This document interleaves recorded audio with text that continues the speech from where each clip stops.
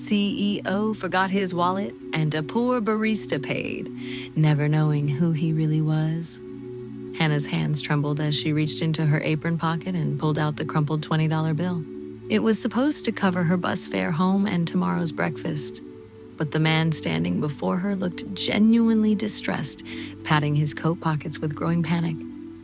"I'm so sorry," he said, his voice quiet, almost embarrassed. "I must have left my wallet at home.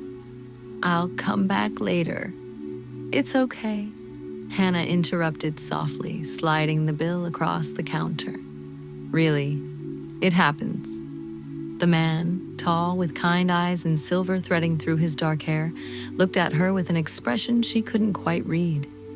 Gratitude, yes, but something deeper, something that made him pause. "I'll pay you back," he promised. Hannah smiled, though exhaustion pulled at the corners of her mouth. "Just pass it forward someday." He nodded slowly, memorizing her face, the nameplate pinned to her green apron. Hannah Bennett. Then he took his coffee and walked out into the Saturday morning rain, leaving her standing behind the counter of Moonbeam Cafe, wondering if she'd just made the biggest mistake of her week. She thought it was just another transaction. She had no idea that one small gesture had just changed everything. Hannah locked the cafe door at closing time, her feet aching from the double shift. The owner, Mr. Lee, had cut her hours again. "Slow season," he'd said, though the cafe had been packed all weekend. She couldn't afford to argue. Jobs were scarce, and she needed every penny. Her phone buzzed with a text from her younger sister, Carmen. Hospital called again about Mom's bill. They're threatening collections. Hannah leaned against the door, closing her eyes. 3 months since the stroke. 3 months of medical bills piling up like autumn leaves. And now she'd given away her last 20 to a stranger who probably wouldn't remember her name by Monday. Still, as she walked through the rain toward the bus stop, she couldn't quite regret it. The man's embarrassment had been genuine, his gratitude sincere. In a city where people barely made eye contact anymore, that moment of human connection had felt necessary. The bus was late. Hannah stood under the shelter watching water stream down the plastic walls and let herself imagine, just for a moment, a different life. One where her mother's medications didn't cost more than their rent. One where she could pursue the business degree she'd abandoned when her father left. But dreams were expensive luxuries, and Hannah had learned long ago to live in the practical world of what was, not what could be. Monday morning arrived gray and cold. Hannah was restocking pastries when the bell above the door chimed. "Good morning, welcome to Moonbeam," she called automatically, not looking up. "Hello again." She froze. That voice, she knew it. Looking up, she found the man from Saturday standing at the counter, holding a small envelope. "I told you I'd pay you back," he said, offering it to her. Hannah wiped her hands on her apron and accepted the envelope hesitantly. Inside was a $50 bill and a handwritten note. "Thank you for your kindness. It meant more than you know. James." "You didn't have to," she started. "Yes, I did." His smile was warm, genuine. "And I wanted to ask, would you recommend anything besides the coffee? I've been meaning to try this place properly." Hannah found herself smiling despite her exhaustion. "The blueberry scones. Definitely. Mr. Lee's grandmother's recipe." "Then I'll trust your judgment," James said. That's how it started. Small conversations over coffee. James coming in every morning, dressed in faded jeans and comfortable sweaters, looking like someone who might work freelance from home or teach at the community college. He never mentioned his work, and Hannah never asked. In her world, people often held multiple jobs, kept irregular hours, valued their privacy. He listened when she talked, asked questions that showed he actually cared about the answers. And slowly, almost imperceptibly, something shifted between them. 3 weeks passed, like pages turning in a book neither wanted to end. James started arriving at closing time, walking Hannah to the bus stop when her shift ended late. They talked about philosophy, music, the way the city changed with the seasons. What she noticed were the small things, how he always held the door for elderly customers, how he seemed content with simple pleasures. A good cup of coffee, a conversation, the sound of rain on windows. He didn't have the restless energy of someone chasing success. He seemed settled, comfortable in his own skin.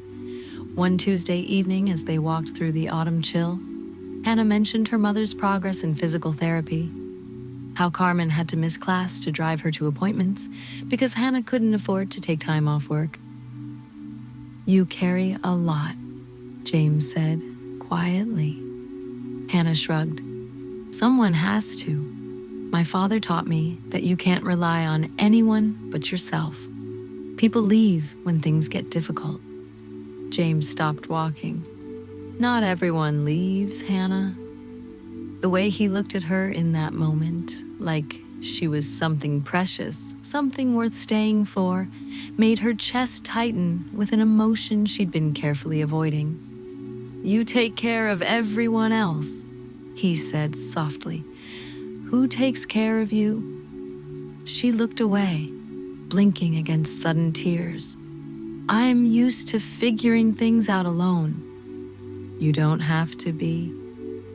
Something was building between them, something neither of them had planned, something that scared them both in different ways.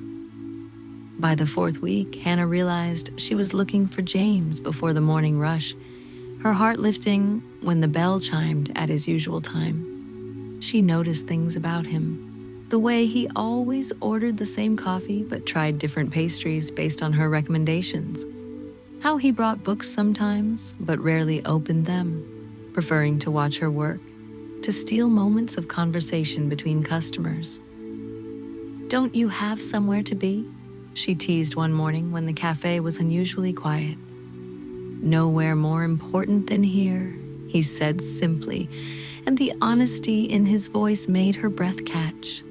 She wanted to ask what he did, where he lived, why someone who seemed so grounded spent so much time in a struggling neighborhood cafe. But she was afraid of breaking whatever spell had been cast over their morning rituals. Besides, in Hannah's experience, people who dressed simply and spoke little of money were usually like her, working hard, making ends meet, finding richness in small moments rather than bank accounts. She had no idea how wrong she was. The night everything changed started like any other. Hannah was closing up when 3 men pushed through the door just as she was turning the lock. "We're closed," she said firmly, though her pulse quickened. "Just want what's in the register," the tallest one said. Hannah's training kicked in. Don't be a hero. Give them what they want. But as she opened the register, her eyes fell on the donation jar. $300 collected over months for the children's hospital. Carmen had helped her organize the fundraiser. "Everything," the man demanded. "Please," Hannah heard herself say. "Not the donation jar. That money's for sick kids." Did I stutter? That's when James walked in. He'd forgotten his scarf, had turned back without thinking. Now he stood in the doorway, assessing the situation with an eerie calm that should have been impossible. "Gentlemen," he said quietly, "walk away. Now." They laughed. They shouldn't have. What happened next happened fast. James moved like someone with serious training, not a weekend self-defense class, but the kind of precision that came from years of professional practice. He disarmed the first man with clinical efficiency, positioning himself between Hannah and danger with movements that were almost military in their discipline. The would-be robbers fled, cursing. Hannah stood frozen, staring at James like she'd never seen him before. because suddenly she hadn't. "Are you hurt?" he asked, his hands gentle as they checked her for injuries, but his eyes still sharp, alert, scanning the street outside. "I'm fine." "James, how did you... What are you?" He opened his mouth to answer, but she was already calling 911, and then the police were there, taking statements. Hannah watched as James spoke to the officers with an air of quiet authority that made them defer to him, made them address him as "Sir," in a way that suggested respect beyond simple politeness. When the police finally left, Hannah turned to him. "Who are you?" she asked quietly. She still didn't know, but she was about to find out. James ran a hand through his hair, suddenly looking exhausted. "Can we sit?" They sat on the bench outside the cafe, rain beginning to fall softly around them. "My name is James Whitmore," he said. "I'm the CEO of Horizon Holdings." Hannah stared at him blankly. The name meant nothing to her.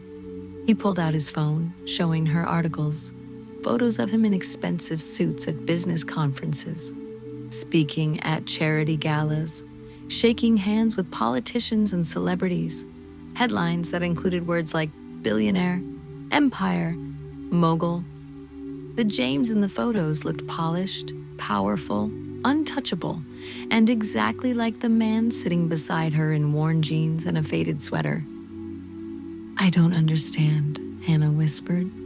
Why the cafe? Why dress like... Why pretend?" "I wasn't pretending," James interrupted gently. "These are my clothes. This is who I am when I'm not performing for board meetings and investors. Hannah, I own a lot of things, including, as of yesterday, this building." The world tilted. "What?" "I bought it 3 weeks ago, before I knew Mr. Lee was struggling. Before..." He stopped, met her eyes. "I bought it because you told me about your dream. A community cafe, a place where people matter more than profit." Hannah stood abruptly, her mind racing. "You've been lying to me for a month." "No." James stood too, his voice urgent. "I never lied. I just didn't mention what I do for a living. Hannah, do you have any idea what it's like? Every person I meet sees dollar signs. Every friendship comes with an agenda. Every conversation is calculated. But you..." His voice cracked slightly. "You helped me when I forgot my wallet. Not because you thought I was someone important, just because you're kind." "You forgot your wallet," Hannah repeated slowly. "That was real." "Completely real," James said. "I'd rushed out of my apartment that morning, left everything on my kitchen counter. I was embarrassed and stressed, and then you just helped, without hesitation, without expecting anything. Do you know how rare that is?" Hannah felt tears burning in her eyes. "And the past month? Walking me to the bus stop, the conversations?" "Every moment was real," James said softly. "Every word I spoke to you was the truth. I just left out the parts about boardrooms and bank accounts, because for the first time in 10 years, someone was looking at me. Not my portfolio, not my connections, just me." "The building," Hannah said, "Mr. Lee losing his lease." "Is my fault," James admitted. "The property management company I acquired raised his rent automatically. I didn't know until this morning, and I've already fixed it. He can stay as long as he wants at his current rate." He pulled a folder from his coat. "But Hannah, I bought this building for you. Before I knew about Mr. Lee's situation. Before tonight. I bought it because you told me about your dream, and I wanted to give you the chance to build it. Inside the folder were lease agreements, business licenses, architectural plans for renovating Moonbeam.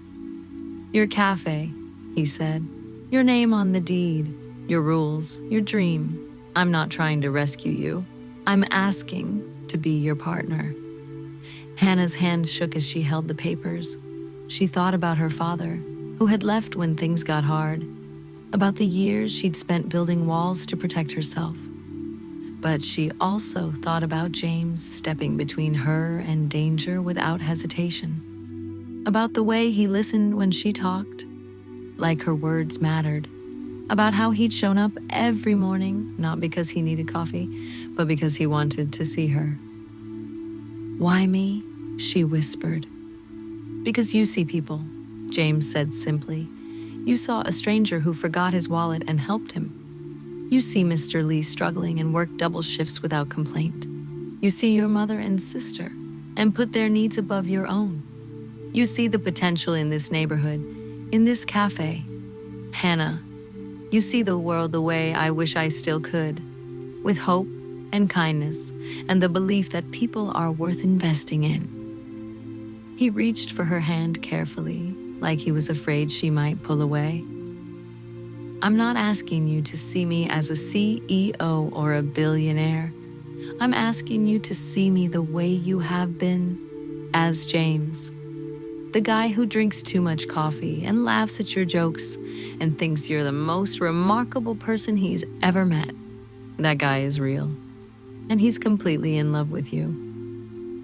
The truth hung between them like morning mist, beautiful, fragile, transforming everything it touched.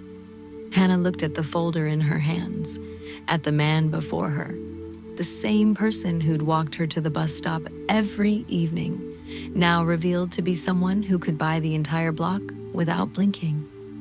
"I'm still paying you back that $20, she said, and her voice broke on something between a laugh and a sob. James smiled, pulling her into his arms. Deal. The past 6 months had been filled with planning meetings, renovations, and long nights, but tonight, it all felt worth it. The grand reopening of Moonbeam Community Cafe drew a crowd that spilled onto the sidewalk. Hannah stood at the counter, her counter now, watching neighbors and strangers fill the space she'd reimagined. Carmen worked the espresso machine, and their mother sat at a corner table, recovery complete, laughing with Mr. Lee, who Hannah had hired as her mentor. The donation jar sat prominently by the register, already overflowing. James stood beside Hannah, his hand finding hers beneath the counter. He'd walked into this cafe 6 months ago, frustrated and running late, and forgotten his wallet like a fool. That small mistake had led to the most authentic connection of his life. She'd given him something no amount of money could buy.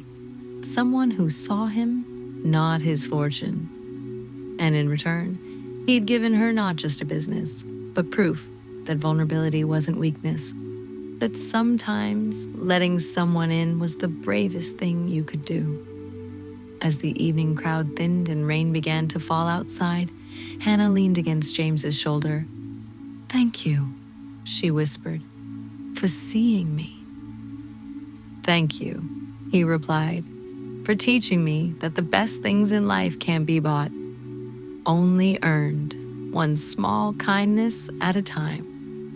She kissed him then, there among the coffee-scented air and the dream that had become reality, and thought about how everything had changed because she'd chosen kindness when it would have been easier to look away. Sometimes a $20 bill is worth $1 million future. Sometimes the person you help becomes the person who helps you see that you were never as alone as you thought. And sometimes love grows best in the spaces between giving and receiving, where two people learn that the greatest wealth is found in the moments when someone sees you, truly sees you, and chooses to stay. If Hannah's story touched your heart, like this video, subscribe to Soulful Stories and share this with someone who believes in the power of compassion. We'll see you in the next story.